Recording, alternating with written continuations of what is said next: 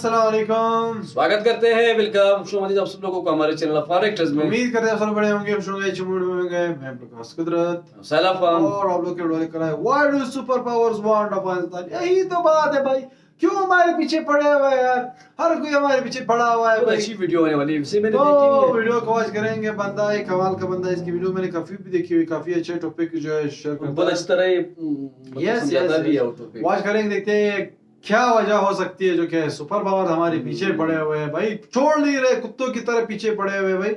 Watch करते video को जाने से पहले हमारे चैनल को जरूर सब्सक्राइब कीजिए, साथ में जो बेल आइकन है उसे भी दबा लाइक दीजिए। जरूर करें। अगर मैंने सोशल पर फॉलो नहीं किया तो please follow us on Instagram, आप लोग को लिंक डिस्क्रिप्शन में मिल जाएगा, आप लोग चेक कर सकते हो। Let's start. Okay started. जितने मुजाहिदीन रिक्रूट हुए थे उन सबका डेटाबेस था इनके पास, और इसी के नाम पे बना था अलकायदा, जिसमें यूएस से गलती से एक शादी पे बॉम्ब गिर गया था जिसमें दुल्हन समेत 47 सिविलियंस मारे गए। यूएस ने पाकिस्तान से बात करके जितने मुजाहिदीन थे उनकी ट्रेनिंग पाकिस्तान में करवानी शुरू कर दी।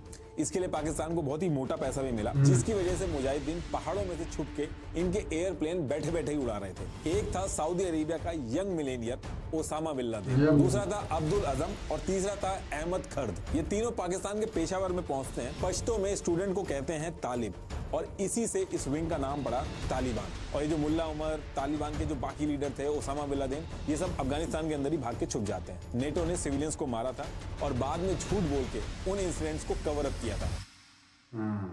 देखिए, दुनिया की शायद ही कोई ऐसी सुपर पावर होगी जिसने अफगानिस्तान पे कब्जा करने का ना सोचा हो, लेकिन कोई भी सुपर पावर आज की डेट तक अफगानिस्तान को जीत नहीं पाई। तो सबसे पहली चीज तो ऐसा क्या रीजन है कि दुनिया भर की जो सुपर पावर है उनकी स्ट्रेटेजी अफगानिस्तान में आके ढेर हो जाए। और यूएस की ऐसी क्या मजबूरी रही होगी कि उसको ओसामा बिन लादेन जैसे आदमी को अफगानिस्तान में भेजना पड़ा, जो बाद में जाके उनके लिए सिरदर्दी बना। और अफगानिस्तान में तो ऐसे कोई खास रिसोर्सेज भी नहीं है, बंजर जमीन है, दूर दूर तक पहाड़ है, लेकिन उसके बाद भी यूएस और रशिया ने लाखों डॉलर लगा के इसको जीतने की कोशिश की, लेकिन हर बार उनको खाली हाथ क्यों वापस जाना पड़ा। तो इन सारी चीजों के पीछे एक्चुअल रीजन क्या है, इसको आज डिटेल में डिस्कस करेंगे, लेकिन उससे पहले हमको थोड़ा सा पीछे जाना पड़ेगा। Afghanistan. When the Taliban first ruled Afghanistan, می‌آمدن کار می‌کردن تفریح می‌رفتن. The United States withdrew the last of its troops from Afghanistan. The military mission is over. A new diplomatic mission has begun.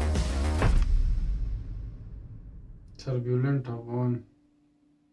इससे पहले कि हम आगे बढ़े, मैं आपको एक बहुत ही अच्छे प्लेटफॉर्म कोडिंग इन्वेडर के बारे में बताना चाहूंगा। बहुत से ऐसे लोग हैं जो करियर स्टार्ट करने के लिए टेक्निकल इंडस्ट्री में जॉब ढूंढ रहे होंगे या फिर करियर ग्रोथ को लेकर परेशान होंगे। आप सबके लिए बहुत अच्छी अपॉर्चुनिटी है कोडिंग इन्वेडर के थ्रू। चाहे किसी के पास टेक्निकल बैकग्राउंड ना भी हो, तब भी कोडिंग इन्वेडर के कोर्सेज करके आप इजीली टेक वर्ल्ड में करियर स्टार्ट कर सकते हैं। और अगर हम मार्केट डिमांड की बात करें तो डेटा एनालिस्ट, डेटा साइंस की जॉब्स हाई सैलरी पे करने वाली डिमांडेड स्किल हैं, क्योंकि आज के टाइम पे दुनिया की सारी कंपनी डेटा ड्रिवन हो चुकी हैं। तो क्यों ना आप इन स्किल्स में एक्सपर्टीज लेके अपना करियर बनाओ। कोडिंग इन्वेडर्स ऑलरेडी 20,000 ग्रेजुएट्स को प्लेस कर चुका है। इनके वर्ल्ड क्लास कोर्सेज और एक्सपर्ट इंडस्ट्री इंस्ट्रक्टर्स की गाइडेड ट्रेनिंग फॉलो करके आपको 100% प्लेसमेंट मिल जाएगी। और ऐसा ये मैं नहीं कह रहा हूं, इनफैक्ट कोडिंग इन्वेडर्स आपको एनरोल करने से पहले जॉब गारंटी एग्रीमेंट देता है। और हमारे चैनल के व्यूअर्स के लिए एक और फायदे की बात है, मेरा कूपन कोड NR27 यूज करके फर्स्ट 100 यूजर्स को 27% का डिस्काउंट मिलेगा। तो check out Coding Invaders job guaranteed batch,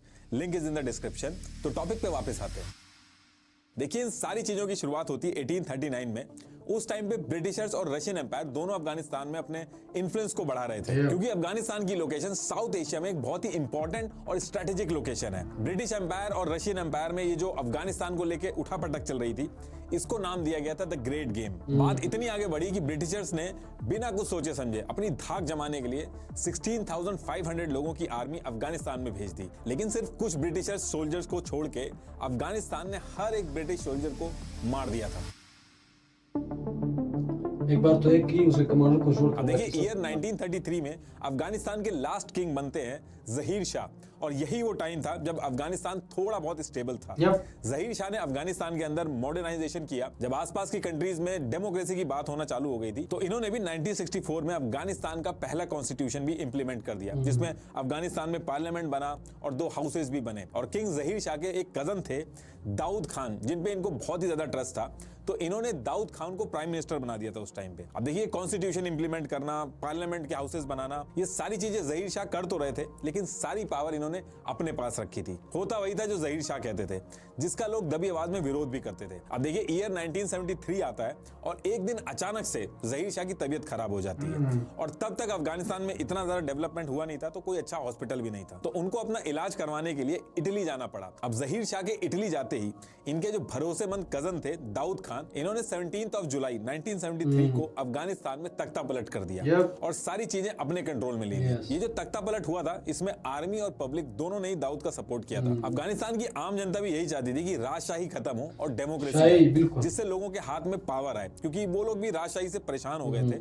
इसलिए उन्होंने दाऊद खान जो थे उनका ज्यादा विरोध नहीं किया। अब जाहिर शाह को इटली में ये चीज पता चलती है कि अफगानिस्तान में तख्ता पलट हो गया है और अगर वो वापस गए तो उनको मार दिया जाएगा, इसलिए वो इटली में ही एग्जाइल ले लेते हैं और वहीं पे रहते हैं। अब इसके बाद दाऊद खान खुद को अफगानिस्तान का प्रेसिडेंट बना देते हैं और डेमोक्रेसी इंप्लीमेंट करते हैं। लेकिन यहां भी वो एक गलती कर देते हैं। वो डेमोक्रेसी तो इंप्लीमेंट करते हैं, लेकिन एक शर्त रख देते हैं कि उनकी पार्टी के अलावा कोई और पार्टी इलेक्शन नहीं लड़ सकती। और जो अफगानिस्तान की आम जनता होती है उसको फिर से चीटेड लगने लगता है कि ये तो सेम चीजें हो गई। और इसके साथ साथ कुछ टाइम के बाद अफगानिस्तान में महंगाई और बेरोजगारी भी बढ़ जाती है, जिससे लोग और परेशान होने लगते हैं। और सिर्फ इतना ही नहीं, इसके साथ साथ दाऊद जो थे वो सिर्फ बड़ी सिटीज में ही कंस्ट्रक्शन करवा रहे थे और जो छोटे कस्बे थे उनको बिल्कुल इग्नोर कर दिया था। और छोटे कस्बों की जो जनता थी इस चीज को लेकर बहुत ज्यादा गुस्से में आ गई थी।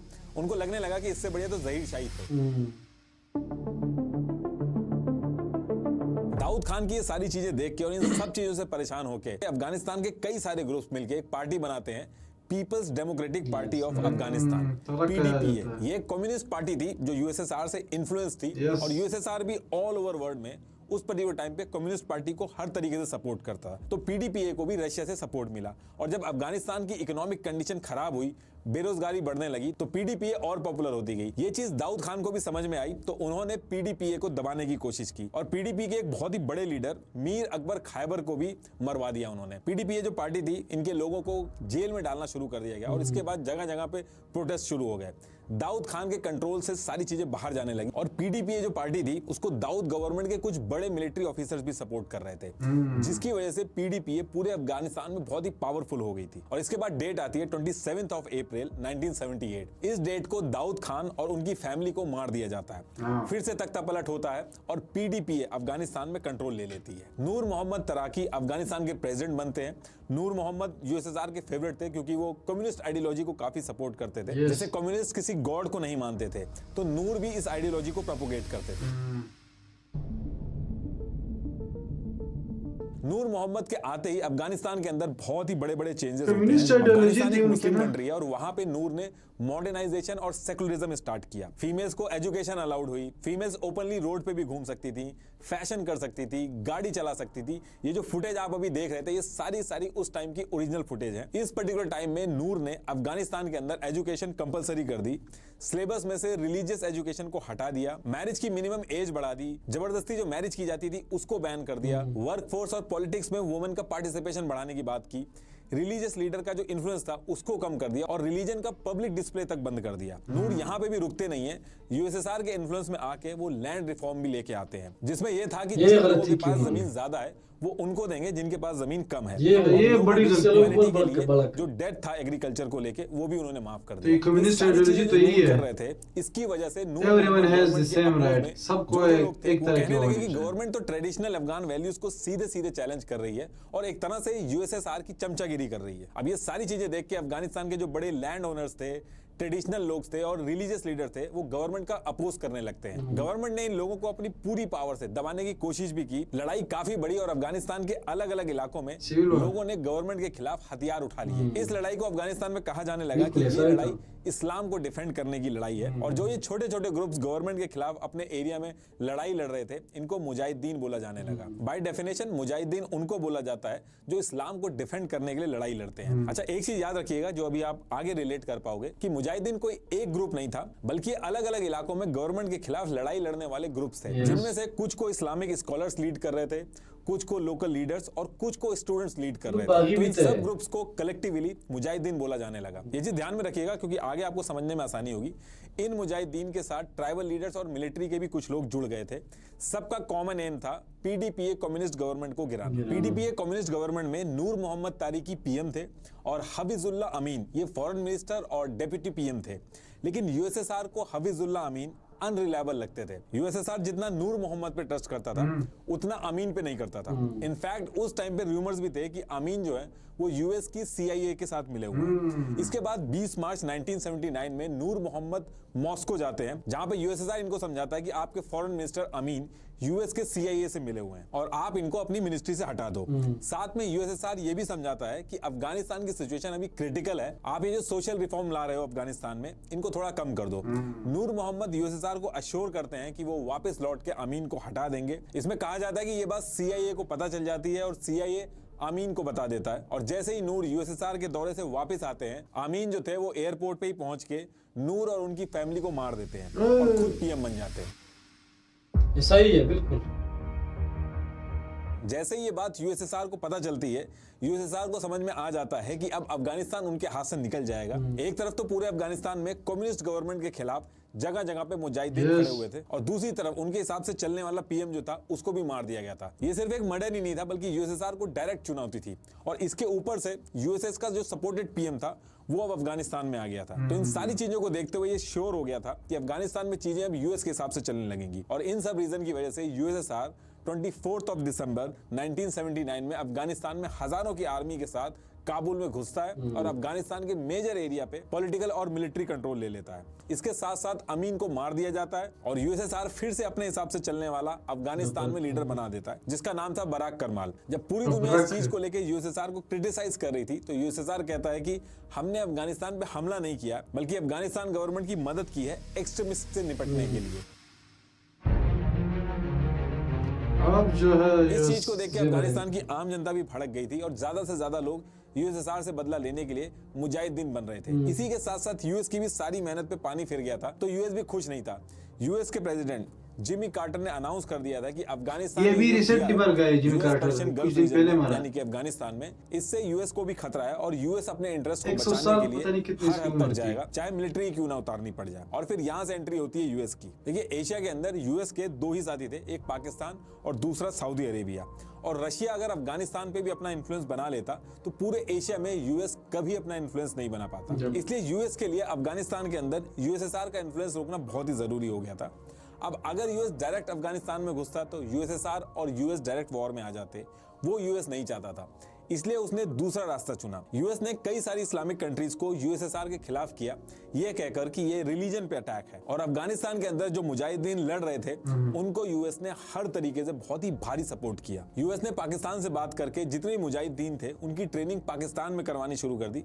इसके लिए पाकिस्तान को बहुत ही मोटा पैसा भी मिला। दूसरी तरफ सऊदी अरेबिया से यूएस ने उस रीजन में मदद ली। यूएस के सीआईए ने पाकिस्तान की आईएसआई के साथ मिलकर मकदब अल खिदामत ये एक ऑर्गेनाइजेशन बनवाई और उस पूरे रीजन में लोगों से कहा कि ये एक होली वॉर है, इसमें सबको आना चाहिए। और काफी लोग इस लड़ाई को लड़ने आए भी, जिसमें से 3 बहुत ही इंपॉर्टेंट लोग आए।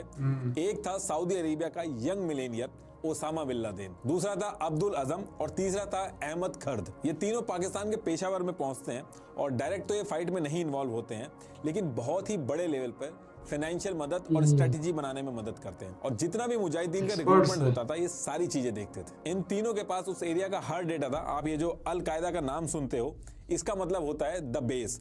उस टाइम पे जितने मुजाहिदीन रिक्रूट हुए थे उन सबका डेटाबेस था इनके पास और इसी के नाम पे बना था अल कायदा। वेस्टर्न कंट्रीज जो थी वो भी इसमें यूएस को सपोर्ट कर रही थी और इसके साथ साथ उस टाइम पे जितनी भी मूवीज आती थी उसमें मुजाहिदीनों को हीरो दिखाया जाता था ताकि यंग जनरेशन और इन्फ्लुएंस हो। जैसे 1987 में आई जेम्स बॉन्ड की फिल्म द लिविंग डेलाइट्स में मुजाहिदीन को करेजियस फाइटर दिखाया गया। वहीं 1988 में आई रैम्बो में भी हीरो मुजाहिदीन के साथ मिलकर सोवियत के खिलाफ लड़ाई लड़ता है। ये थी वीडियो जो कि बंदा जो नितेश राजपूत जी है इसके आगे वाले पार्ट फिर इसके बाद हम लोग बनाएंगे क्योंकि वीडियो काफी लंबी हो जाएगी। तो ये था सीन। अच्छा असल बात अगर मैं शॉर्ट समरी कंक्लूड में करूँ इस टॉपिक को, फाइट जो है रशिया और यूएस की थी और बेड़ा हमारे कंट्री का हुआ है। कुछ लोग हमारे भी थे उन लोग के शामिल थे ना, तो होते हैं हर जगह पे ऐसे लोग होते हैं जो बिक जाते हैं असल फाइट जो यूएस और हाँ, वो तो है, वो तो अभी भी उसी का ही चल रहा है, Yes. चाहे यूक्रेन में हो चाहे अफगानिस्तान में जो अभी चल रहा था Exactly. या अभी जो चल रहा है, वो तो है इन दोनों की जो है एक दूसरे को सपोर्ट करना। अब कल तक जो यूएसए के साथ लड़ रहा था सारी सपोर्ट तो रशिया से मिल रही थी। Yes. तो ये चीजें है। बाकी अफगानिस्तान की अगर हिस्ट्री की बात, जिस तरह अभी तो ये हिस्ट्री बन चुका है सब कुछ, वो इतनी खूनरेजी हिस्ट्री है, इतनी खूनरेजी जो कि यहाँ पे नितेश जी ने जो रिसर्च की है या उन्होंने जो बातें की, इनसे कई ज्यादा खूनख्वार हिस्ट्री है। और अगर Yes. एक मतलब इन्होंने तो शॉर्टकट सब कुछ समझाया, लेकिन अगर डिटेल से बताए तो भाई गजब का हमारे है। अपने लोग इसी तरह थे कि भाई हमारे वाले क्रैक लोग थे बस भाई। पावर। अब जो है कोई पीएम जाहिर अब बाहर जो बंदा बाहर चला जाता है उसको समझो खत्म है। नहीं वो भी वो गया था एक चीज बीमार। था, वो जो उसने की क्या कहते हैं दाऊद खान ने, वो तो जो दशा किया तो वो बिल्कुल मौत के करीब ही था। उन्होंने सब कुछ किया कि भाई वो तो चला ही गया ना। लेकिन बाकी जो उसके बाद जो शुरू हुआ, उनसे पहले जो हुआ, एक चीज है पावर के लिए वो लोग लड़ते थे, ग्रुप बनाते थे, मतलब वही सब कुछ होता रहा है। अभी यार कोई पावर के लिए लड़ रहा था, हर कोई पावर के लिए रिसेंटली भी यही सब कुछ हो रहा है। एग्जैक्टली। तो वाकई में ऐसे ही था। और दूसरा काफी इन्होंने फैक्ट्स एंड फिगर्स पे बात की थी, काफी कोई ऐसा चीज नहीं थी जो हमें लगा कि नहीं यहाँ पे इस तरह नहीं हुआ था। एग्जैक्टली इसी तरह कुछ सीन था। इसका दूसरा पार्ट भी बनाएंगे। और मेन जो बात थी वो मैंने पहले भी बोला, यूएस और रशिया का ही ये था। रशिया चाहता था कि एशिया पे जो इनका इन्फ्लुएंस रहे, जो साउथ ईस्ट एशिया है वहाँ पे उनका इन्फ्लुएंस रहे, और रशिया चाहता नहीं था कि इनको छोड़ दे, नजदीक आ जाए। हाँ, यूएसए नजदीक आ जाए। तो इस वजह से भी अच्छा यहाँ पे जो है, अगर आप बताओ, चाइना का भी कम्युनिस्ट आइडियोलॉजी है, अभी भी है, और रशिया का भी अभी है, लेकिन वो पूरी तरह रिफॉर्म उन्होंने नहीं लाए हुए। जिस तरह कम्युनिस्ट आइडियोलॉजी में क्या सब एक तरह होनी चाहिए, हर किसी का जो है जो भी मतलब जिसकी जमीनें जितनी है वो सारी जो है, ये तो गलती की ना, वो फर्क कहीं नहीं। हाँ, सारी गलतियां कुछ हुई उनसे। तब जब रशिया आ रहे थे तो डेफिनेटली चाइना का भी इनके साथ सपोर्ट होगा, क्योंकि अगर वो लोग यहाँ पे आ गए थे यूएस के आगे दोनों एक साथ हो जाते हैं। और दूसरा जो यूएसए के साथ फिर सारा वेस्ट खड़ा था। तो ये बात तो है। बाकी इसके आगे भी पार्ट बनाएंगे, बहुत ही इंटरेस्टिंग टॉपिक्स थी और बहुत ही अच्छी बातें भी थी, तो जरूर उस पर भी रेड करेंगे। अगर वीडियो पसंद आई तो प्लीज प्रोफेशनल साथ में जो बेल आइकन है उनसे भी दोबारा हम सच नहीं, सब मिल रहे हैं। आप ही के लिए इतना ही। अल्लाह हाफिज़, बाय बाय।